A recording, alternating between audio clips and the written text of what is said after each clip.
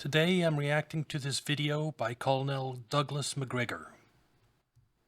I really like some of his videos. His views echo a lot of mine.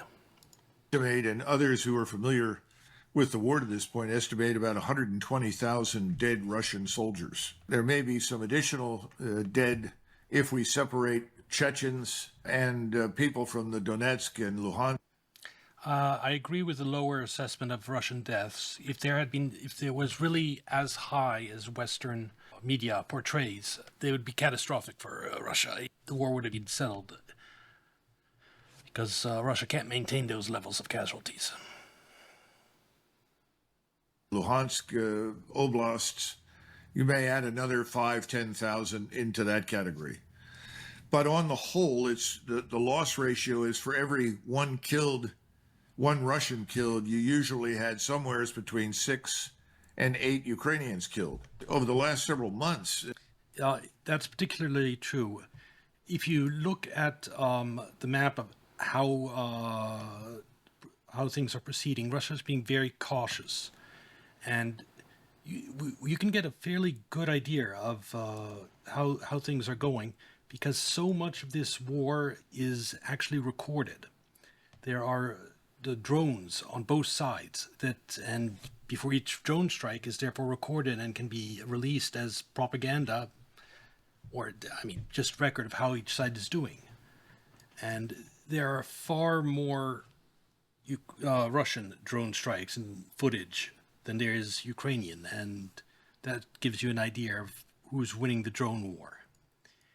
And you can also see via those footage on both the Russian and the Ukrainian side, Russia is using small teams to infiltrate. And when you're using small teams to infiltrate, your maximum casualties are therefore limited. So there's... And they send in these small teams to identify to identify Ukrainian positions, and then use artillery to take them out or drones to take them out. And the reason the front is moving so slowly is because Russia is being extremely cautious. And it's turned into an attritional warfare, where the goal of Russia is to just destroy as many of the Ukrainian side as possible rather than take land. And they've been very effective in doing that. And now, finally, if you look at this map, this is a Ukrainian site that maintains this map, so it's very conservative in Russia's investment. But even then, let me go, for some reason I set it to the past because I was interested in that, but let's go to the present.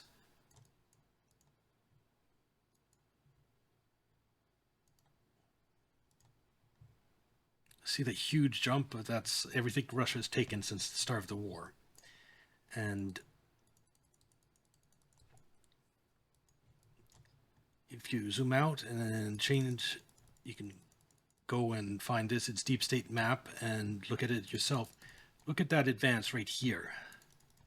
That is far faster than at the beginning of the war. It's reached the port. It's not that Russia is being, yes, it's mounting an offensive, but not using that many more troops. It's just the Ukrainian side, so many have been killed that Russia's taking over land much faster. See that swoop in here? And you have to understand, now I'll go back to the past. This line right here, it's been more or less stable since 2002 nearly. See, it's just this line. All Ukraine's fortifications are built up here.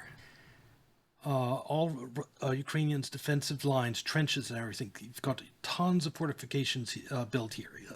Give me 1 second. Let me grab a different map. All right. Does this one show fortifications? Oh, this is all the different strikes, and you see what I mean about everything being photographed. Every one of these, most like PV drone footage and footage from drones. There's just a ton of photography and video evidence of this war, so you can really tell how it's going if you just go and look.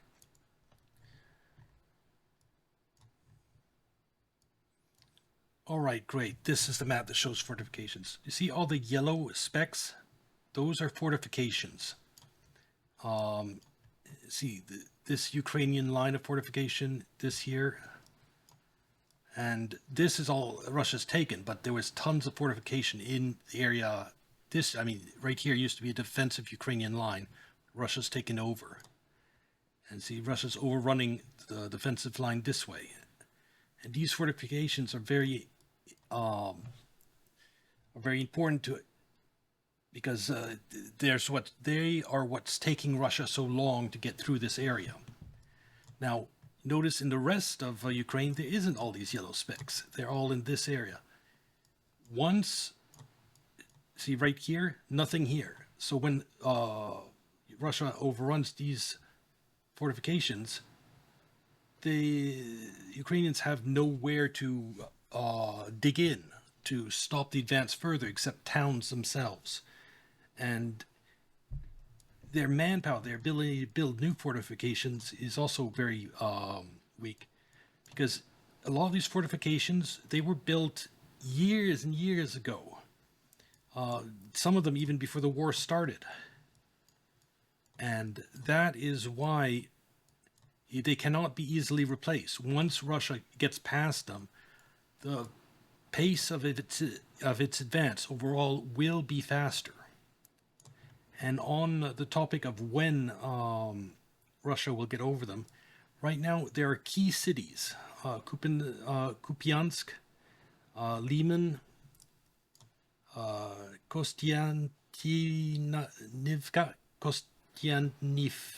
okay, sorry, butchering that probably, and Pokrov. These are cities that for the last 3 years, Russia has finally gotten into a position, is finally going after them.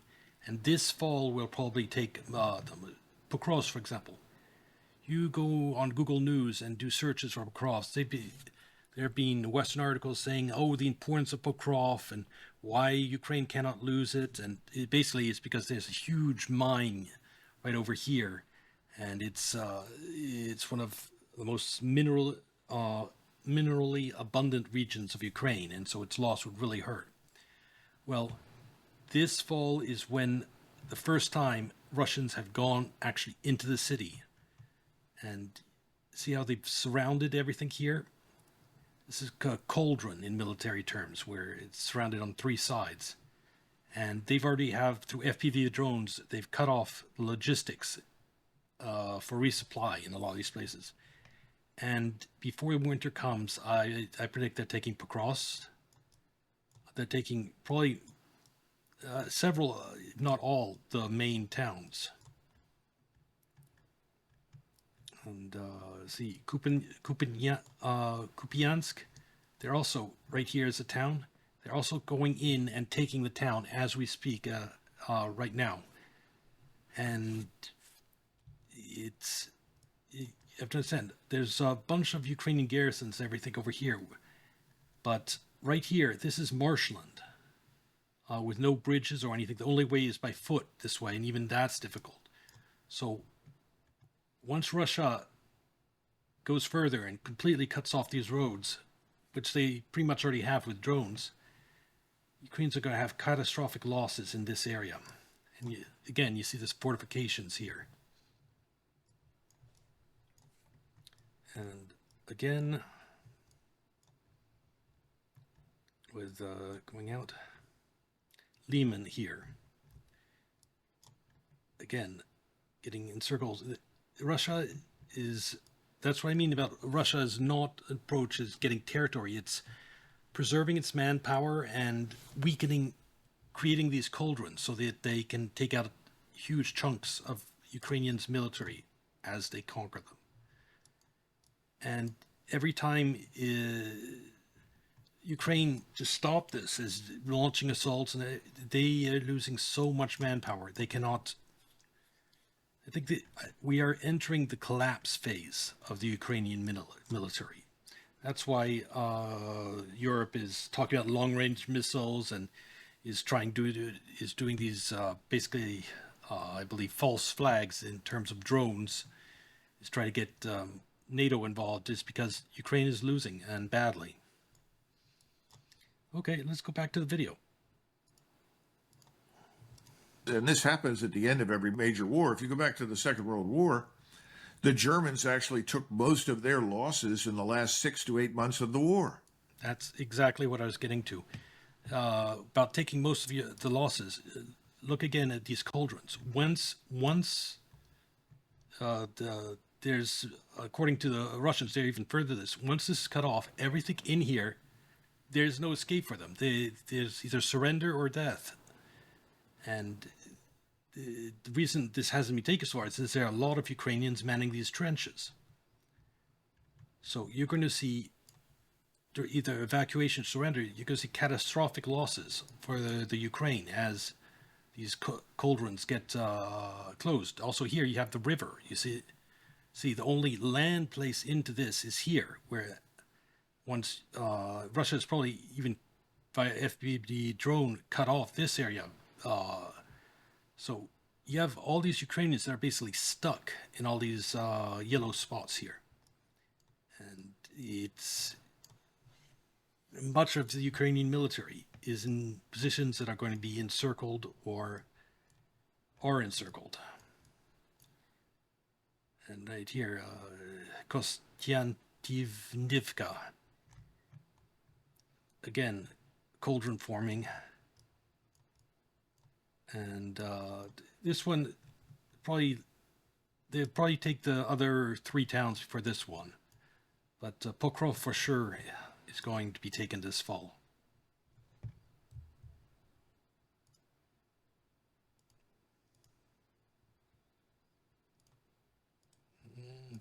Video.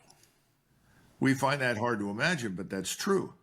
When an army begins to retreat, is overwhelmed by your firepower and your capabilities, things fall apart. As they fall apart, more and more and more people are killed, wounded, or captured. Well, that's what's happened in Ukraine. Now, bear in mind that the secret police in Ukraine working. So again, I agree completely. It's the collapse phase, and the idea that Ukraine can win the war at this point in time is just a faded dream. With the CIA, MI6, and Mossad have been pretty effective at essentially shooting anyone who doesn't want to fight, jailing anyone who doesn't want to fight, or forcing them at gunpoint into action. We've all seen the videos of them kidnapping men off the street to go fight in this war. It's why, again, there's a resistance nearly of the men that manage to not get captured. They don't want to just throw their lives away in this meat grinder. So I heard a story of this Ukrainian resistance leaking the location of the recruitment center for the military to the Russians so that they would bomb it and then thank them when they actually carried out the attack. So if you think Ukrainians are united against Russia, you have another thing coming. There are a lot who are angry at how many men have been wasted in this. But now we do know there are gangs in Ukraine. When I say gangs, I'm talking about groups of men who have decided to organize themselves to resist any further compulsory military service. So they can no longer round up people off the streets or go to people's houses with impunity, drag people out, drag men out and put them into vans and cars and take them off to be killed. Yeah, it's those are some of the images there. It's a death sentence to be dragged off by recruiters in Ukraine. And organizing to prevent that, it's logical that it would have happened. So things are falling apart in Ukraine. But again, this man Zelensky knows that if he can create disillusion in people's minds, then this can go on longer. And remember that about a third to 40% of everything we send to Ukraine, I'm talking about cash as well as equipment, ultimately disappears into the black hole of corruption. Yeah, that's another issue. It's not, I'd say it's an issue. It's the people at the top are basically Western puppets, and they are cooperating with the destruction of Ukraine in exchange for getting filthy rich. It's a sad state that I've seen again and again in different places where there's color revolution or something like that, and people who come in are either privatize stuff at the expense of the people, or they basically get very rich by not doing what's in national interest, but doing what's in Western interest.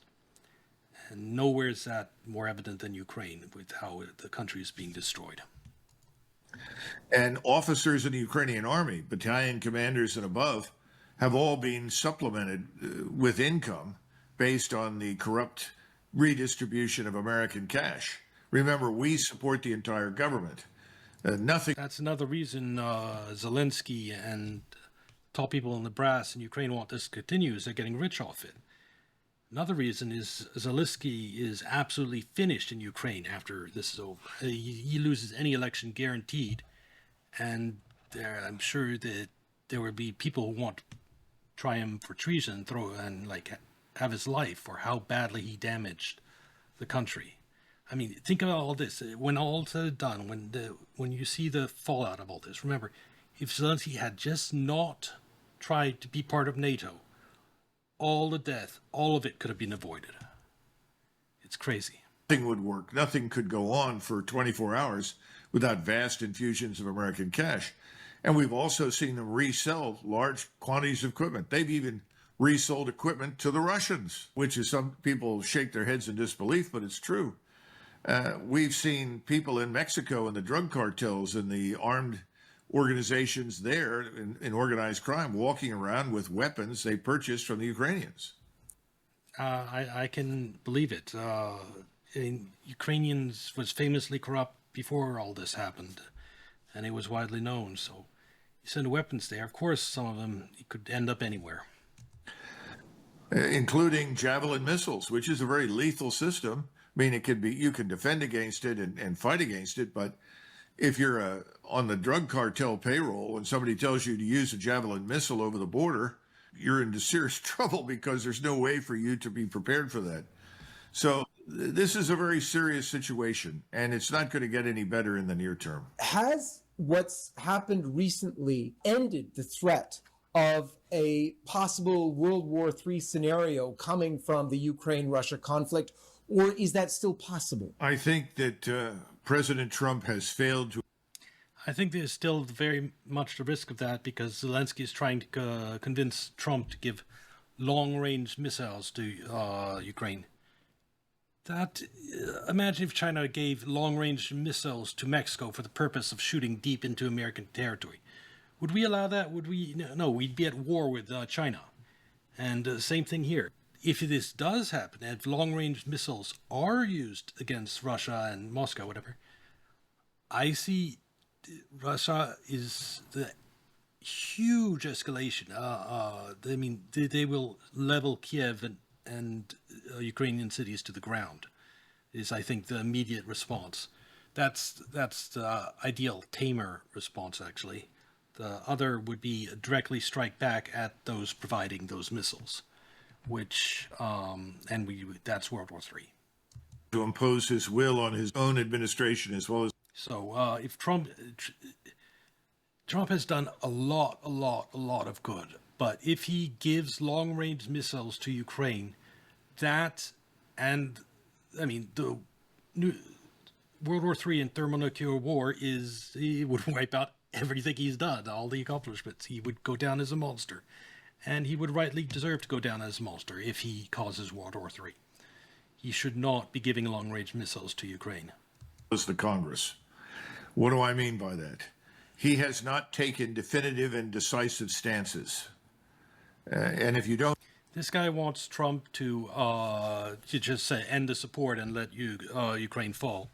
I don't know if he's anti the American war state, and he's sympathetic to Russia. But to me, I actually share a lot of his positions, but I don't think Trump can do that. He has political realities. And he wants to crack down on immigration, do all these things in the United States. He can't spend his political capital everywhere. So I understand that Ukraine war is not that important to him, and like doing that, completely abandoning Ukraine, would have a lot of backlash, would take a lot of his political capital. So I understand why he doesn't want to spend it there. That said, as long as he doesn't cause World War III, we're good. Don't do that, then the danger of rapid escalation and the involvement of other countries in the war becomes very real. And I think that's where we are right now. If you go back to President Eisenhower in 1956, we had something called the Suez Crisis, where the British, the French, and the Israelis jointly decided to invade Egypt with the goal of recapturing control of the Suez Canal. And of course, the Israelis were told, if you come in on this with us, we'll give you Suez. So the Israelis invaded, the British and the French all invaded. When Eisenhower discovered this, he was infuriated, and he immediately went public, and he told the British, the French, and the Israelis to get the hell out of Egypt. We did not support this. And he made it abundantly clear that we... And again, Eisenhower didn't have these huge, like, pressing domestic priorities, like removing all the illegal immigrants. But I agree that the way for this war to end is for Ukraine to lose. As the sooner that happens, less people die. Under no circumstances were prepared to go to war with the Soviets at that point, because the Soviets had come... And by the way, there is no risk of this spreading further. If you look at a map of Ukraine, let's go different map. All this area here, basically this area here, is ethnically Russian speaking. That is the area that will probably end up in Russian control at this point, because of the way Zelensky is handling everything. It's very probable that Odessa too. If I was Russia, I'd want to take that too, just so they can't launch all these like water drones, etc. It for security's sakes, I would take that too if I was Putin. So when the Ukraine completely collapses, I think they're going to quickly take Odessa and all this too. In any case, that's what Putin wants. He wants this ethnically Russian part to be part of Russia, the part that he's already in the constitution enshrined as belonging to Russia, and he wants the rest of this to be a neutral country, to not be part of NATO, not have missile bases on the border of Russia. So those are his two goals. So he'll take this. He'll probably go into Kiev enough to get out all, like he puts it, Nazis. These really are horrible people in charge in Ukraine, in Kiev. That's the whole reason all this conflict happened. They outlawed the Russian language in a country which is ethnically Russian, speaks Russian. I mean, goes down as well as if the United States outlawed speaking Spanish. That's basically what Kiev tried to do. And that's a lot different from requiring English, by the way. That's outlawing speaking Russia. They also recently outlawed the Orthodox Church, which is out of Russia, basically the religion of ethnic Russians in Ukraine. Don't hear countries outlawing religions very often. So people in Ukraine, in Kiev, not good people. Come out and said, if the British and the French and the Israelis do this, we will intervene in Egypt to save the Egyptian government. Well, that's not, Eisenhower didn't want anything to do with a war in Egypt or anywhere else in the Middle East. And so he forced the British, the French, and the Israelis to retreat. He told them, if you don't retreat, there will be consequences, financial, economic, and otherwise for you. And of course, they knew then, as they know now, without our support, without our financial backing, without the military equipment and technology we're prepared to provide, they can't sustain themselves for any length of time. The same thing's true today in Europe. Europe has what I call Lilliputian armies. These are small organizations designed to conduct... He's being especially insulting, but it's essentially true. the France, Britain, Germany, they have they could conduct small strikes, deal with a really small country, maybe, but they've nowhere near the forces enough to take on something like what's going on in Ukraine. You have to understand, you have you need 300,000 people just as minimum to man this massive border. That would be insufficient, right? There's just European armies are too small to do anything effective right now. Safaris in Africa. In other words, to intervene in places where there isn't much capability to impose, solutions, political, economic, military, whatever they are. They are not prepared in any way, shape, or form to take on the Russians. And when they talk about spending more on defense, Yeah, that's another point is the Russians after this, they will be one of the strongest militaries in the world coming out of this with the knowledge they've learned, the, the amount of veterans they have. They're going to be, yeah, you don't want to mess with the Russians after all this. it takes 10 years to build effective military forces. You don't build those overnight. And they don't have the resources. Their economies are in as bad shape, if not worse, than our own here in the United States. So how could Yeah, that's a whole other topic, different video. But Europe is nearing some type of turning point or collapse, or let's say right wing pivot. It might break apart the European Union. This whole question, just this question of immigration alone, could do that. It's only going to get worse, and governments all across the pro-immigration governments all across Europe are in serious trouble, and those are the same governments supporting Ukraine. you possibly extract more wealth from the population? And their welfare systems, if you will, their social security nets are much more extensive and complex than our own. So the notion that the Europeans are going to be in a position anytime soon to take on the Russians is absurd. So the whole thing needs to stop. It makes no sense. The Russians. I agree, but Ukraine needs to lose. That's it. And I'm very hopeful because of the speedy developments recently on the battlefield. And once Russia takes those major cities, it's going to completely change the dynamic of the war, and the optics of the war, and the dynamics of the war. Russians aren't interested in going to war. They want an end to this, but they want to be assured that their country will be protected. And we have failed repeatedly to address the legitimate security interests of the Russians. It would be as though we in the United States were concerned about hostile forces in Mexico attacking The example I gave earlier. our citizens and destroying our property. Yeah, imagine China giving Mexican drug gangs missiles to strike deep in the United States. Wouldn't that be an act of war? And then ultimately doing nothing about it. And when we did something about it, and we have in the past intervened in Mexico to stop things, then we would argue, well, we have a legitimate security interest. Your radicalism, your revolutionary spirit, your activities, your criminality is spilling over into the United States. We can't have that. So we have intervened previously and pushed the Mexicans away from the border, especially the forces that were down there. Imagine what we would do today if we saw Russians and Chinese in great numbers inside Mexico training, arming, and equipping Mexicans to fight us. I think the reaction. Exactly.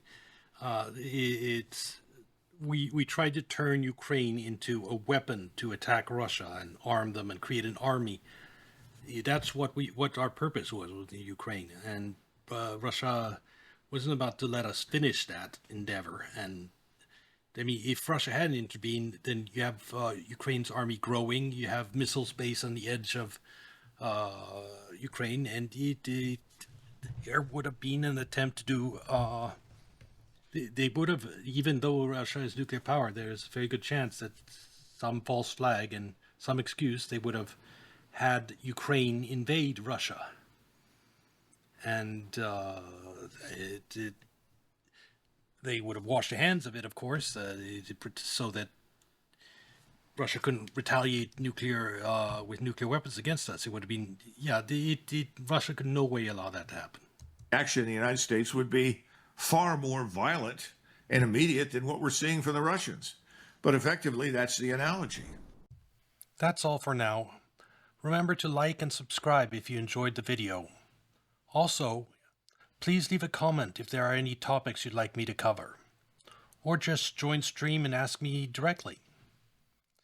Goodbye.